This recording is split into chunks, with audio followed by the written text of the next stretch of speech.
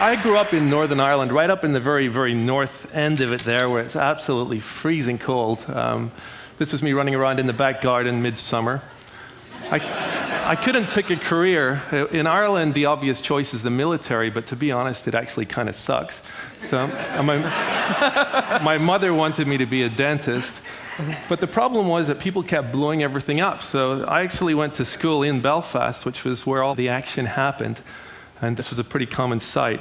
The school I went to was pretty boring. They forced us to learn things like Latin. The school teachers weren't having much fun. The sports were very dirty or very painful. So I cleverly chose rowing, which I got very good at, and I was actually rowing for my school here until this fateful day, and I flipped over right in front of the entire school. And that was the finishing post right there. So this was extremely embarrassing. But our school at that time got a grant from the government, and they got an incredible computer, the Research Machines 380Z, and they left the programming manuals laying around. And so students like myself with nothing to do, we would learn how to program it. Also around this time at home, this was the computer that people were buying. It was called the Sinclair ZX80. This was a 1K computer, and you would buy your programs on cassette tape.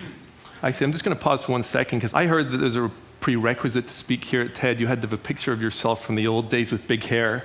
So I brought a picture with big hair. I just want to get that out of the way.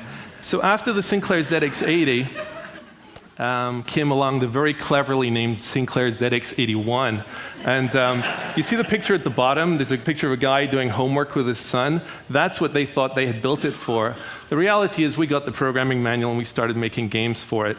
We were programming in BASIC, which is a pretty awful language for games, so we ended up learning assembly language so we could really take control of the hardware. This is the guy that invented it, Sir Clive Sinclair, and he's showing his machine. You had this same thing in America. It was called the Timex Sinclair 1000. To play a game in those days, you had to have an imagination to believe that you were really playing Battlestar Galactica. The graphics were just horrible. You had to have an even better imagination to play this game, Death Rider. But of course, the scientists couldn't help themselves. They started making their own video games. This is one of my favorite ones here, where they have rabbit breeding, so males choose the lucky rabbit. It was around this time we went from 1K to 16K, which was quite the leap. And if you're wondering how much 16K is, this eBay logo here is 16K. And in that amount of memory, someone programmed a full flight simulation program. And that's what it looked like. I spent ages flying this flight simulator, and I honestly believed I could fly airplanes by the end of it.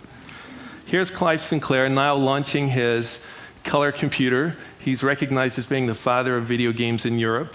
He's a multi-millionaire, and I think that's why he's smiling in this photograph.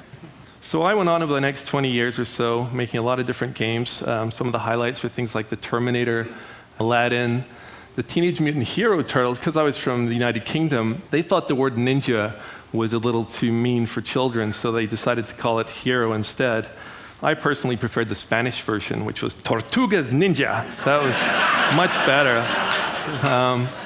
Then the last game I did was based on trying to get the video game industry in Hollywood to actually work together on something instead of licensing from each other, to actually work. Now, Chris did ask me to bring some statistics with me, so I've done that. The video game industry in 2005 became a $29 billion business. It grows every year. Last year was the biggest year. By 2008, we're going to kick the butt of the music industry. By 2010, we're going to hit 42 billion. 43% of gamers are female, so there's a lot more female gamers than people are really aware. The average age of gamers, well, obviously it's for children, right? Well, no, actually it's 30 years old. And interestingly, the people who buy the most games are 37. So 37 is our target audience. All video games are violent. Of course, the newspapers love to beat on this, but 83% of games don't have any mature content whatsoever. So it's just not true. Online gaming statistics. I brought some stuff on World of Warcraft. It's 5.5 million players. It makes about $80 million a month in subscriptions. It costs $50 just to install it on your computer, making the publisher about another $275 million. The game cost about $80 million to make, so basically it pays for itself in about a month. A player in a game called Project Entropia actually bought his own island for $26,500. You have to remember that this is not a real island. He didn't actually buy anything, just some data. But he got great terms on it. This purchase included mining and hunting rights, ownership of all land on the island, and a castle with no furniture included. This market is now estimated at over $800 million annually. And what's interesting about it is the market was actually created by the gamers themselves. They found clever ways to trade items and to sell their accounts to each other so that they could make money while they were playing their games. I dove onto eBay a couple of days ago just to see what was going on, typed in World of Warcraft, got 6,000 items. I like this one the best. A level 60 warlock with lots of epics for $174,000. It's like, that guy obviously had some pain while making it. So as far as popularity of games, what do you think these people are doing here? It turns out they're actually in the Hollywood Bowl in Los Angeles listening to the LA Philharmonic playing video game music. That's what the show looks like. You would expect it to be cheesy, but it's not. It's very, very epic and a very beautiful concert, and the people that went there absolutely loved it. What do you think these people are doing? They're actually bringing their computers so they can play games against each other. And this is happening in every city around the world. This is happening in your local cities too. You're probably just not aware of it. Like Chris told me that you had a timeline video a few years ago here just to show how video game graphics had been improving. I wanted to update that video, give you a new look at it. But what I want you to do is to try to understand that we're on this curve, and the graphics are getting so ridiculously better. And I'm going to show you up to maybe 2007. But I want you to try and think about what games could look like 10 years from now. So we're going to start that video. Throughout human history, people have played games. As man's intellect and technology have evolved, so too have the games he plays. Have a drink real quick.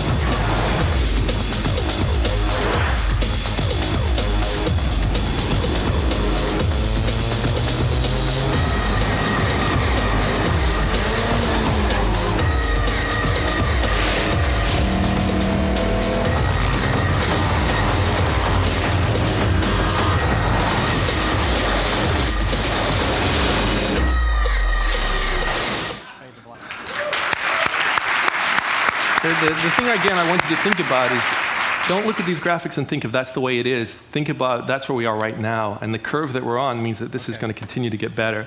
This is an example of the kind of graphics you need to be able to draw if you wanted to get a job in the video game industry today. You need to be really an incredible artist. And once we get enough of those guys, we're going to want more fantasy artists that can create places we've never been to before or characters that we've just never seen before. So the obvious thing for me to talk about today is graphics and audio. But if you were to go to a game developers conference, what they're all talking about is emotion, purpose, meaning, understanding, and feeling.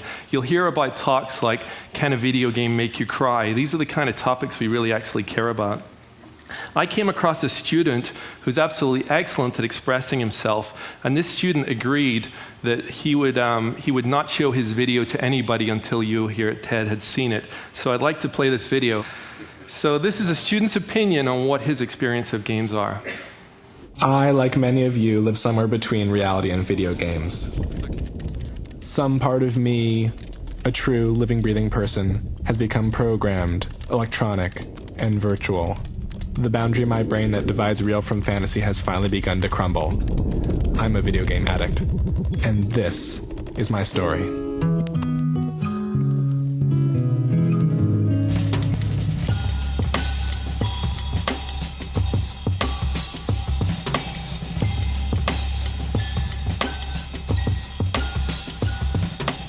The year of my birth, the Nintendo Entertainment System also went into development.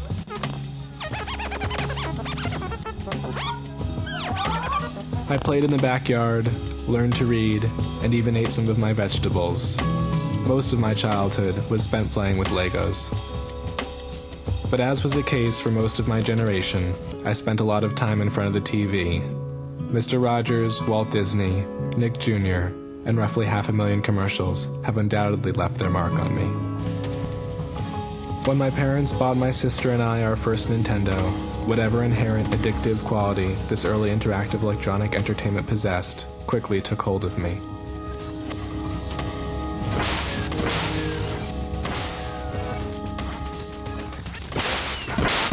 At some point, something clicked.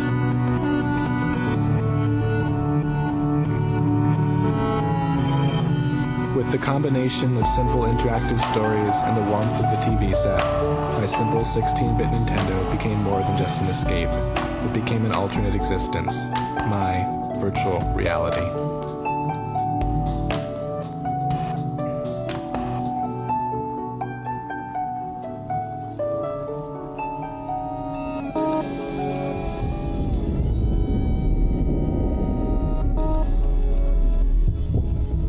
I'm a video game addict, and it's not because of a certain number of hours I have spent playing or nights I have gone without sleep to finish the next level. It is because I have had life-altering experiences in virtual space, and video games have begun to erode my own understanding of what is real and what is not.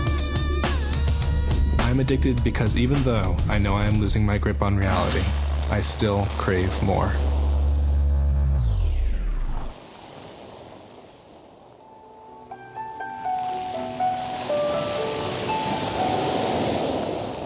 From an early age, I learned to invest myself emotionally in what unfolded before me on screen. Today, after 20 years of watching TV geared to make me emotional, even a decent insurance commercial can bring tears to my eyes. I am just one of a new generation that is growing up. A generation who may experience much more meaning through video games than they will through the real world. Video games are nearing an evolutionary leap, a point where game worlds will look and feel just as real as the films we see in theaters or the news we watch on TV. And while my sense of free will in these virtual worlds may still be limited, what I do learn applies to my real life. Play enough video games and eventually you will really believe you can snowboard, fly a plane, drive a 9-second quarter mile, or kill a man. I know I can.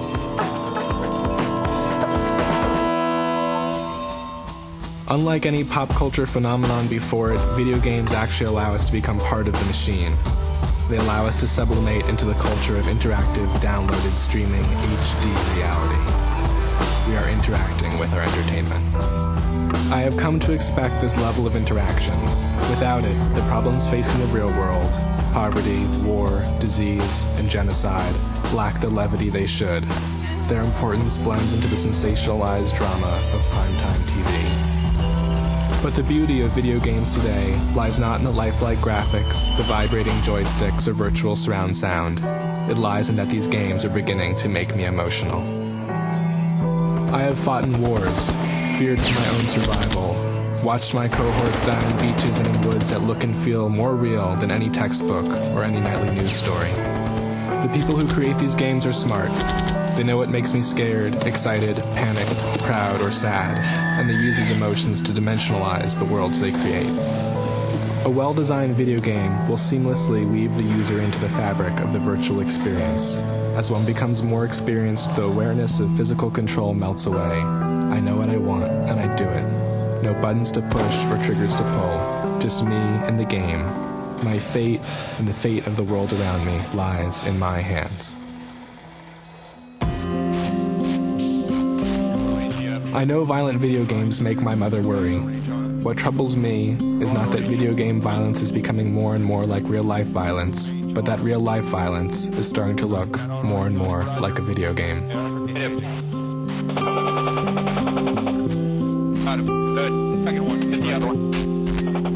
These are all troubles outside of myself.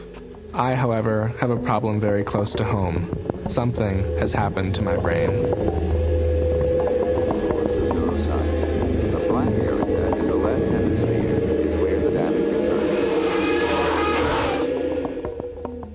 Perhaps there is a single part of our brain that holds all of our gut instincts, the things we know to do before we even think. While some of these instincts may be innate, most are learned, and all of them are hardwired into our brains. These instincts are essential for survival in both real and virtual worlds.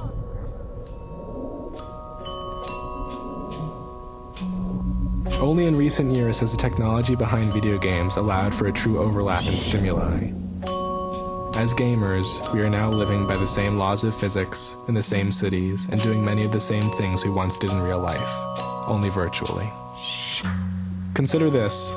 My real-life car has about 25,000 miles on it. In all my driving games, I've driven a total of 31,459 miles. To some degree, I've learned how to drive from a game. The sensory cues are very similar. It's a funny feeling when you have spent more time doing something on the TV than you have in real life. When I am driving down a road at sunset, all I can think is, this is almost as beautiful as my games are. For my virtual worlds are perfect, more beautiful and rich than the real world around us. I'm not sure what the implications of my experience are, but the potential for using realistic video game stimuli in repetition on a vast number of loyal participants is frightening to me. Today I believe Big Brother would find much more success brainwashing the masses with video games rather than just simply TVs. Video games are fun, engaging, and leave your brain completely vulnerable to reprogramming. But maybe brainwashing isn't always bad. Imagine a game that teaches us to respect each other or helps us to understand the problems we're all facing in the real world. There is a potential to do good as well. It is critical, as these virtual worlds continue to mirror the real world we live in, that game developers realize that they have tremendous responsibilities before them.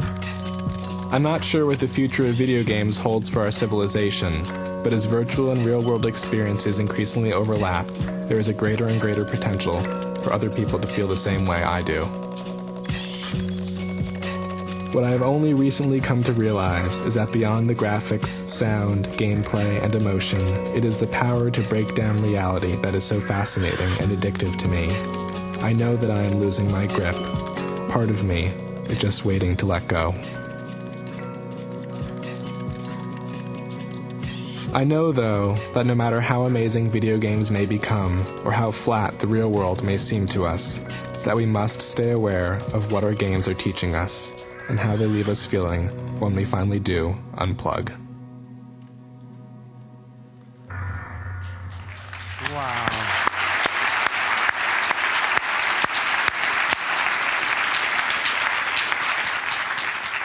I found that video very, very thought-provoking, and that's why I wanted to bring it here for you guys to see. And what was interesting about it is the obvious choice for me to talk about was graphics and audio, but as you heard, Michael talked about all these other elements as well. Video games give an awful lot of other things too, and that's why people get so addicted, the most important one being fun. The name of this track is The Magic to Come. Who is that going to come from? Is it going to come from the best directors in the world, as we thought it probably would? I don't think so. I think it's going to come from the children who are growing up now that aren't stuck with all of the stuff that we remember from the past. They're going to do it their way using the tools that we've created. The same with students or highly creative people, writers and people like that.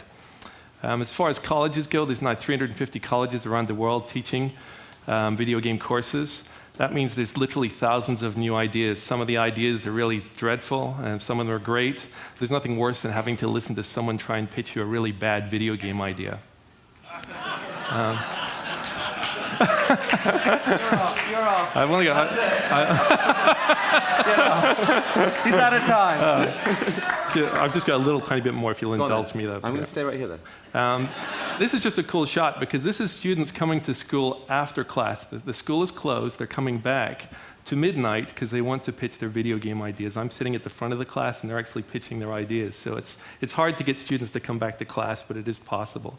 This is my daughter. Her name's Emma. She's 17 months old. And I've been asking myself, what is Emma going to experience in the video game world? And as I've shown here, we have the audience. She's never going to know a world where you can't press a button and have millions of people ready to play. We have the technology. She's never going to know a world where the graphics just aren't stunning and really immersive.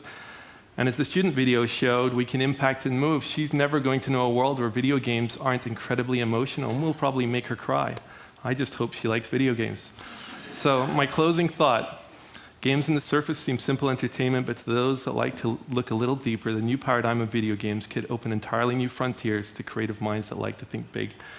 Where better to challenge those minds than here at TED. Thank you. David Perry.